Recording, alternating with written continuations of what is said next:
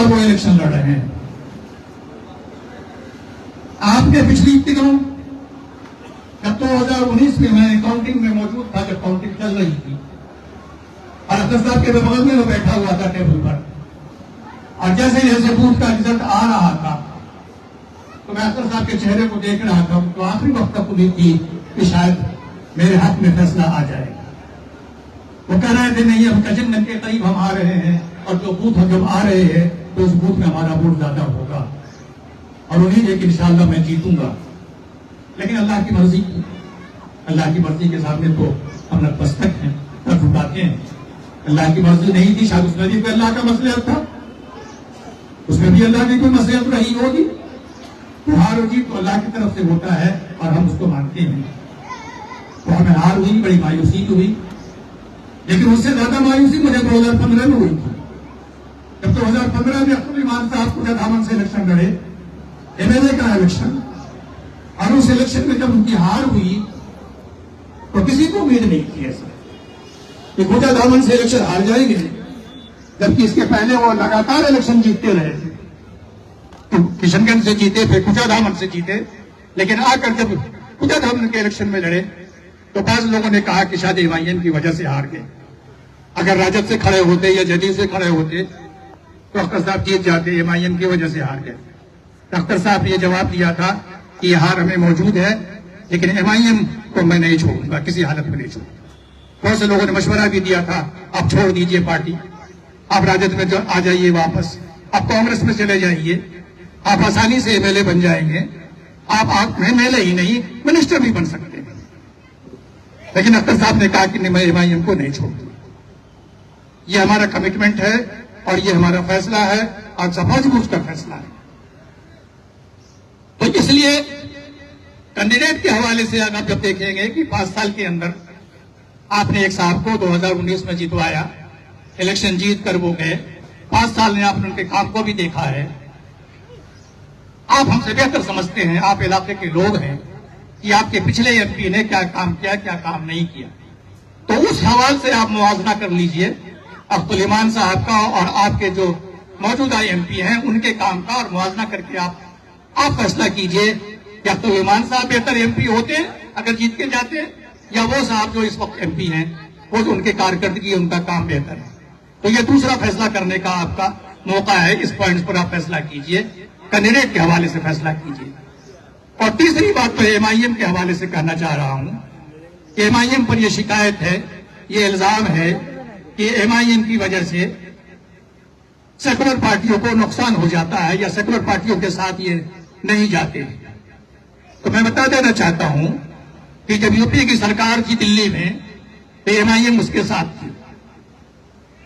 Barrister Asaduddin Owaisi साहब, इनके वालिद मोहतरम सालाना रिपब्लिक, वो भी एक कांग्रेस की हुकूमत के, यूपीए की मनमोहन सिंह की हुकूमत के साथ थे।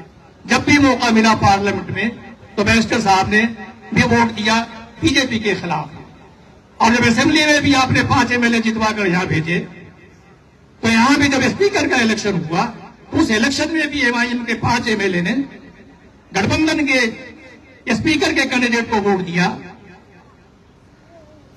जबकि गठबंधन ने हमसे वोट मांगा भी नहीं। गठबंधन ने यही नहीं कहा था कि 5 एमएलए आपके जीत कर आए हैं, आप हमें वोट दीजिए, लेकिन हमारा चूंकि ये फैसला है, तुम्हारे वसूली मामला है कि हम किसी भी हालत में बीजेपी को सपोर्ट नहीं कर सकते, असेंबली के अंदर भी, असेंबली के बाहर भी। तो पार्लियामेंट के अंदर भी हमने बीजेपी के मुखालिफ जो सेकुलर महाज था उसको वोट दिया, और बिहार की असेंबली में हमने सेकुलर महाज के खिलाफ जो सेकुलर महाज जो था उसको हमने वोट दिया। तो इसलिए आप इस मामले में निश्चिंत रहिए, आप बेफिक्र रहिए कि एमआईएम से अगर अब्दुल इमान साहब पहुंचते हैं, अल्लाह करे कि ऐसा हो, लोकसभा में जाए, तो आप निश्चिंत रहे कि अख्तर साहब जब भी वोट देंगे वहां पर तो सेकुलर पार्टियों के महाज को वोट देंगे, कभी वो बीजेपी का साथ नहीं दे सकते। हम मर जाना बेहतर समझेंगे कि बीजेपी को हम वोट दें। इसलिए एमआईएम इस मामले में बहुत पक्की है, बहुत तय मामला है कि एमआईएम सेकुलर महाज को साथ देती है, इसके बावजूद के सेकुलर महाज हमें अपने शामिल नहीं रखता। वो आए अपने गठबंधन में, हमने बिहार के अंदर भी, यूपी के अंदर भी हर जगह गठबंधन को कहा कि एमआईएम को आप मेंबर बना लीजिए, आप मेंबर को सामने लीजिए, लेकिन गठबंधन कहती है कि नहीं, आप एमआईएम को साथ नहीं लें। उसकी वजह लोग जानते हैं। उसकी वजह सिर्फ ये है कि वो समझते हैं कि एमआईएम जो वोट लेती है या जो वोट का एक बड़ा हिस्सा लेती है, वो वोट तो हमारा बंधुआ मजदूर है। वो बंधुआ मजदूर की तरह हमें हर बार वोट देता है, तो फिर एक एमआईएम के साथ दोस्ती मोहब्बत करने की क्या जरूरत है? एमआईएम को अलग से महाज में शामिल करने की क्या जरूरत है? ये मिल्लत मुसलमानों की जो मिल्लत है, तो वैसे ही वोट हमको देती है। इसलिए एमआईएम को संगठन में लेने से हमसे बहुत से लोग सवाल करते हैं, आप क्यों नहीं गठबंधन में चले जाते हैं? तो मेरा जवाब ये नहीं है। बैरिस्टर ओवैसी साहब ने भी बार बार ये जवाब दिया है कि हम तो जानना चाहते हैं, लेकिन ये हमें रखना नहीं चाहते। और अभी आपके बगल में आसाम में हुआ है मामला कि मौलाना बदरुद्दीन अजमल साहब की AIDF पार्टी, जो भी अकलियतों की पार्टी है, कांग्रेस ने उसके साथ पिछले बार इलेक्शन लड़ा साथ में, लेकिन इलेक्शन लड़ने के बाद संगठन और जो गठबंधन था वो कांग्रेस ने उसको तोड़ दिया। और कांग्रेस का सदर जो अभी जो निपुण मोरा जो वहां के हैं आसाम के, उन्होंने कहा, उनसे सवाल किया गया कि आप बदरुद्दीन अजमल साहब के साथ अलायंस क्यों नहीं करते हैं? तो कहते नहीं, जो है हम बदरुद्दीन अजमल साहब के साथ अलायंस नहीं करेंगे। उसकी वजह से हमारा वोट नुकसान हो जाता है जब हमें किसी मुस्लिम पार्टी के साथ अलायंस करते हैं। तो यह जवाब कांग्रेस पार्टी का है, यही जवाब राजद का भी है, यही दूसरी पार्टियों का भी है कि नहीं, एमआईएम जिस वोट को रिप्रेजेंट करती है उसका वोट को चाहिए, लेकिन एमआईएम पार्टी की हैसियत से उनको नहीं चाहिए। और इसके लिए पिछले दिनों कोशिश हुई है, पटने में कई मीटिंग हुई है। चीफ मिनिस्टर साहब ने खासतौर पर मीटिंग बुलवाया पटने में, और उस पटने की मीटिंग के अंदर जो लोग जो सारे हिंद बिहार से गए थे, दानिश्वरों को, उलमा को, सारे लोगों को उन्होंने बुलाया था। और जब बंद कमरे में वो जलसा हुआ तो उन्होंने कहा कि सारे लोग मोबाइल अपना कमरे से बाहर रख ले और हॉल के अंदर मोबाइल लेके न जाएंगे। और उस जलसे में नीतीश कुमार जी ने कहा कि हर हालत में एमआईएम को बिहार में रोकना है।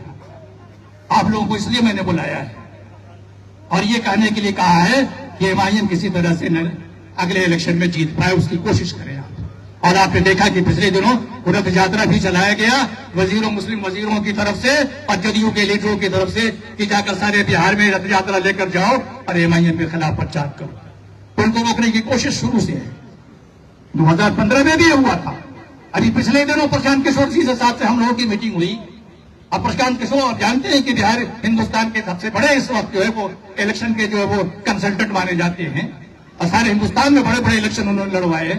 उन्होंने कहा कि मैं हल्फिया ये बात कहना चाहता हूं कि 2015 में हमने कहा गया था कि जाकर अख्तरुल इमान को तुम जो है वो किशनगंज में इलेक्शन हराओ।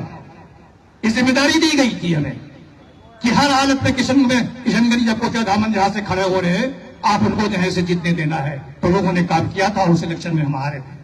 तो इसलिए ये बात तो तय रहे कि हम गठबंधन में वो हमें नहीं लेने वाले हैं, हम जाना चाहते हैं।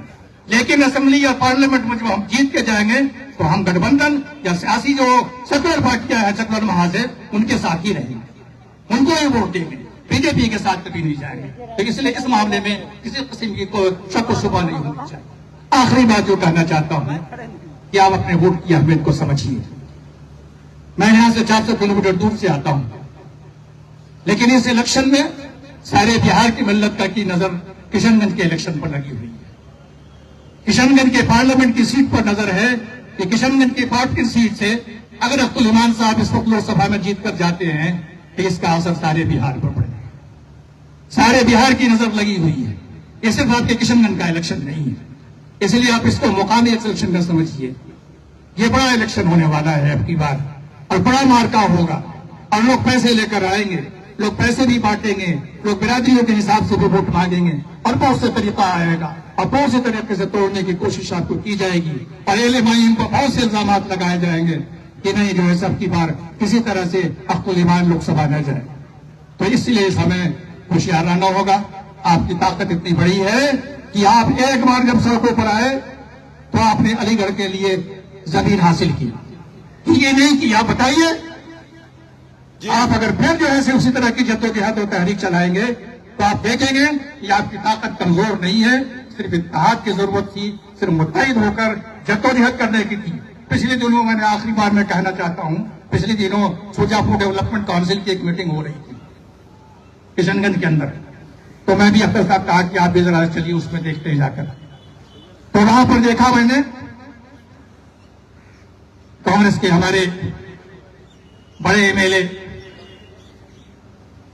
आए थे वहां पर। शकील अहमद खान साहब पार्टी के लीडर हैं वो असेंबली के अंदर। वहां पर आपके जदयू के मास्टर साहब भी मौजूद थे। वहां पर राजद की तरफ से हमारे भगोड़े एमएलए भी मौजूद थे। मैं भगोड़े कहता हूं उनको, आप पता नहीं आप क्या नाम देते हैं। तो सारे लोग थे, प्रोफेसर मुसव्विर साहब भी थे और लोग भी थे। तो सारे लोगों की शिकवा ये था, सारे लोगों का रोना धोना ये था कि हमारी कोई ताकत नहीं है, हमारे अंदर कोई शक्ति नहीं है, हम अपनी बात को मनवा नहीं सकते। कि सुरजापुरी जो आज ओबीसी की सेंट्रल गवर्नमेंट की लिस्ट में नहीं है, तो हम सेंट्रल लिस्ट में उसको दाखिल भी नहीं करा सकते। इतने एमएलए सीमांचल से जीत के जाते हैं, इतने सुरजापुरी एमएलए और एमपी और मिनिस्टर्स बने हैं, लेकिन एक काम हम नहीं करवा सके, हमारी ताकत नहीं है। आपस में रोना धोना कर रहे थे। तो मैं सोच रहा था दिल में, ये रोना धोना जो है आप जो कर रहे हैं, उसकी वजह सिर्फ ये है कि आपने अपने इत्तेहाद के साथ अपनी ताकत का मुजाहरा नहीं। तो सीमांचल में आपको मालूम है 24 एमएलए की सीट है। आप अगर सीमांचल के एमएलए इकट्ठे हो जाते, आप सिर्फ सीमांचल वाले ही लड़ते, अगर या सिर्फ सुरजापुरी एमएलए ही मिलकर अगर लड़ते, तो आज ओबीसी की लिस्ट में, सेंट्रल लिस्ट में सुरजापुरी का नाम चला जाता। लेकिन आपकी ताकत नहीं है। आप अपने को मजदूर बनाए हुए हैं, आपने बंधुआ मजदूर बना रखा है। हमारे जो भगोड़े एमएलए जो गए हैं, वो इस पर पटने में जाकर पार्टी लीडर के दरवाजे के बाहर खड़े रहे। उनको पार्टी के लीडर से तेजस्वी यादव जो नौवां पास की जो शख्स नहीं है, जिसको डिप्टी चीफ मिनिस्टर बनाया लालू जी ने, उसके पर मिलने के लिए ये एमएलए हमारे खड़े रहते हैं बाहर दरवाजे पर। शर्म करो कुछ, जरा हया करो अपने साथ, कुछ तो समझो। तुमने इज्जत बेची है, अपना पट्टा लगाया इज्जत को। कितनी इज्जत दी थी इस कौम ने। आज हम शुक्रगुजार हैं अपने सीमांचल के, खासतौर पर किशनगंज के लोगों को और अपने पार्लियामेंट्री सीट के इलाके के लोगों को, कि आपने इस कम वक्त में हमें 6 एमएलए जीत के जितवाया। आपने 5 एमएलए इस बार जितवाए, पिछले किशनगंज से आपने जमीनी इंतखाब जितवाया। ऐसा बहुत कम होता है कि किसी नई पार्टी के साथ इतने लोग वोट दे दें। इतनी भारी तादाद में आपने वोट दिया, हम तो शुक्रगुजार हैं आप, लेकिन हम उसको संभाल नहीं सकते। हम कहीं से कहीं हमारी कमजोरी रही, हम कहीं से कहीं अपने गद्दारों को रोक नहीं सके। ये मिल्लत की गद्दारी ही कभी मीर जाफर की शक्ल में, कभी मीर जादिद की शक्ल में इस मिल्लत को नुकसान पहुंचाती रही है, और ये कोशिश हो रही है कि ये मिल्लत को नुकसान पहुंचाए। लेकिन अल्लाह का फजल है कि पिछले दिनों मायूसी बहुत थी जब हमारे एमएलए गए थे। मेरे आंखों में आंसू था, इसलिए कि मैंने भी बड़ी मेहनत की थी। मैं 15 से आ रहा हूँ आपके इलाके में, और मैं चाहता हूँ कि आपकी क़यादत खड़ी हो, आपकी तहरीक मजबूत हो।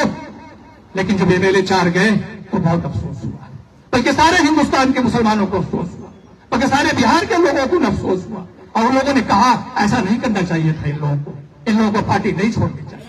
इन लोगों ने इस तरह से बहुत गलत काम किया है, एक गलत मैसेज दिया है। सारी कौम को ये कहा है ये कौम बिकने वाली है, ये कौम बिक जाएगी। आपको दूसरी पार्टी जाना था, आप चले जाते, किसी को पार्टी जाने से कोई रोक नहीं सकता। लेकिन आप रिजाइन करके जाते, आप 3 महीने के अंदर जमीनी इंतखाब हो जाता, आप आके इलेक्शन लड़के चले जाते। लेकिन आपको एमआईएम ने जितवाया, एमआईएम ने आपको वोट दिया, और आप जाकर दूसरी पार्टी में बैठ गए। इस वक्त आपको शर्म नहीं आती, आपको जरा सा हया नहीं आता। जरा सोचिए आपके साथ आपने क्या काम किया है। मैं बता रहा हूं पाकिस्तान में अभी क्या हुआ है।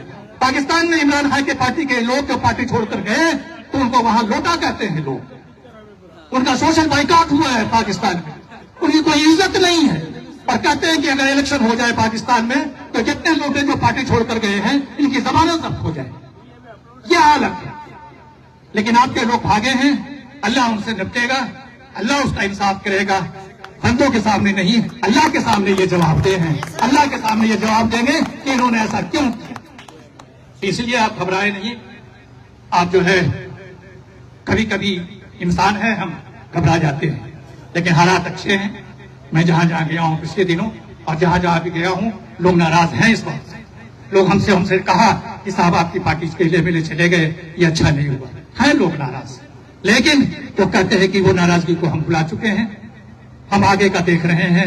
एमआईएम को इंशाअल्लाह हम वोट देंगे, और खासकर अब्दुल ईमान साहब को अब की बार हम लोकसभा में भेजेंगे, इसलिए पिछली बार 2 बार के वो हमने उनको जो है मौका नहीं दिया, अब की तीसरी बार उनको जरूर मौका देंगे और इंशाअल्लाह लोकसभा जरूर पहुंचेंगे। तो आप याद रखें, अगर इस बार आपने अब्दुल ईमान साहब को भेजा तो इसका बड़ा जबरदस्त मैसेज जाएगा सारे बिहार में, सारे हिंदुस्तान में जाएगा और आप भी सुरखुरू होंगे और हम तो सुरखुरू होंगे ही इंशाअल्लाह। बहुत बहुत शुक्रिया आपका, आपने हमसे बात हमारी सुनी, बहुत बहुत शुक्रिया।